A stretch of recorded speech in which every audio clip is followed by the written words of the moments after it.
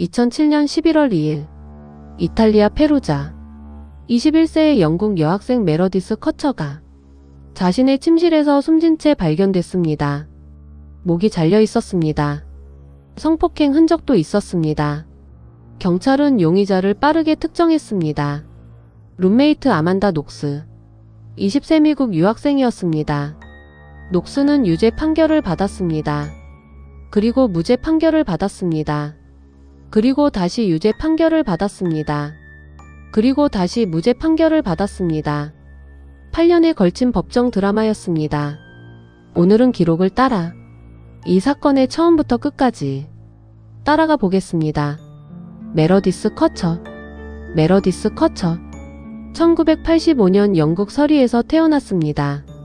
2007년 10월 리즈 대학교에서 언어학을 공부하던 커처는 교환학생 프로그램으로 이탈리아 페루자에 왔습니다. 페루자는 이탈리아 중부의 작은 도시입니다. 학생들이 많고 조용한 곳이었습니다. 커처는 비아델라 페르골라 7번지에 2층 아파트에 방을 얻었습니다. 룸메이트는 이탈리아 여학생 둘과 미국 유학생 한 명이었습니다. 아만다 녹스였습니다. 두 사람은 같은 달 이 집으로 들어왔습니다. 처음 만났고 잘 지냈다고 알려져 있습니다. 그로부터 한 달도 지나지 않아 커처는 세상을 떠났습니다. 그날 밤 2007년 11월 1일 저녁 커처는 친구들과 할로윈 파티에 참석했습니다. 밤 늦게 집으로 돌아왔습니다. 그것이 마지막이었습니다. 아만다 녹스는 그날 밤 남자친구 라파엘레 솔레치토의 집에서 잠을 잤다고 진술했습니다.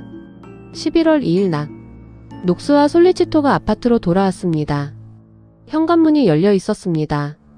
욕실에 피가 있었습니다. 커처의 침실문이 잠겨 있었습니다. 경찰이 문을 열었습니다. 커처가 바닥에 쓰러져 있었습니다. 피 묻은 이불이 덮여 있었습니다. 목에 칼에 찔린 상처가 있었습니다. 처음 현장에 도착한 것은 살인 수사 담당이 아니었습니다. 우편 경찰이었습니다.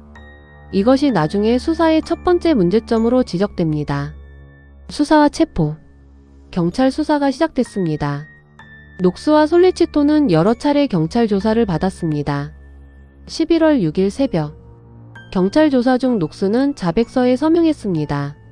내용은 이랬습니다. 커처가 살해될 때 나는 옆방에 있었다. 범인은 내 전 직장 사장 패트릭 루문바였다. 녹스는 나중에 이 자백을 철회했습니다. 통역도 없이 신문을 받았다.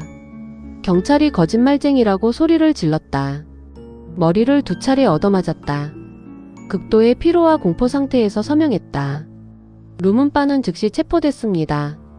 하지만 그는 사건 당일 밤 바를 운영하고 있었다는 알리바이가 확인됐습니다. 2주 뒤 석방됐습니다. 루문바는 나중에 녹스를 명예훼손으로 고소했습니다. 그 사이 전혀 다른 방향에서 증거가 나왔습니다. 루디 게데 코트디부아르 출신 20세 청년이었습니다. 그는 녹스와 커처가 사는 아래층 남학생들의 친구였습니다. 현장에서 발견된 혈흔 지문, 커처의 몸에서 발견된 DNA 모두 게데의 것이었습니다. 게데는 독일에서 기차를 타다가 무임승차로 검거됐습니다. 이탈리아로 송환됐습니다. 게데는 말했습니다. 그날 밤 커처와 하비아의 성관계를 가졌다. 내가 화장실에 있는 동안 다른 남자가 들어와 그녀를 죽였다. 게데는 별도 재판에서 성폭행과 살인으로 유죄 판결을 받았습니다. 형량은 30년. 그런데 이탈리아 검사는 주장했습니다. 게데, 녹스, 솔레치토 3명이 함께 범행을 저질렀다고. 재판과 증거. 녹스와 솔레치토의 재판이 시작됐습니다. 검사가 제시한 핵심 증거는 2가지였습니다. 첫째, 솔레치토 아파트에서 발견된 주방용 칼. 칼날에는 커처의 DNA, 손잡이에는 녹스의 DNA가 있었다고 알려졌습니다. 하지만 변호인 측 전문가들은 반박했습니다. 칼은 범행 현장에서 발견된 것이 아닙니다. DNA 채취 과정에서 오염됐을 가능성이 높습니다. 둘째, 커처의 브래지어 잠금 장치. 솔레치토의 DNA가 있었다고 검사 측이 주장했습니다. 문제가 있었습니다. 이 잠금 장치는 살인 발생 후 47일이 지나서 현장에서 수거됐습니다. 변호인 측은 주장했습니다. 47일 동안 현장을 제대로 보존하지 않았습니다. 증거가 오염됐을 가능성이 충분합니다. 이탈리아 최고법원도 나중에 인정했습니다. 이 사건 수사에 충격적인 결함이 있었다고. 하지만 2009년 12월 배심원단은 유죄 판결을 내렸습니다. 녹스 징역 26년, 솔레치토 징역 25년, 8년의 법정 드라마. 2009년 유죄, 2011년 무죄, 2013년 다시 재판 명령, 2014년 다시 유죄, 2015년 이탈리아 최고법원 최종 무죄. 이 과정이 8년에 걸쳐 이어졌습니다. 녹스는 4년 가까이 이탈리아 교도소에서 지냈습니다. 2011년 석방된 날, 녹스는 즉시 미국으로 돌아갔습니다. 2015년 이탈리아 최고법원은 최종 무죄 선고를 내리면서 이렇게 말했습니다. 두 사람이 범행 현장에 있었다는 생물학적 증거가 전혀 없습니다. 그리고 덧붙였습니다. 이 사건에서 언론의 과도한 관심이 수사에 영향을 줬을 가능성이 있습니다.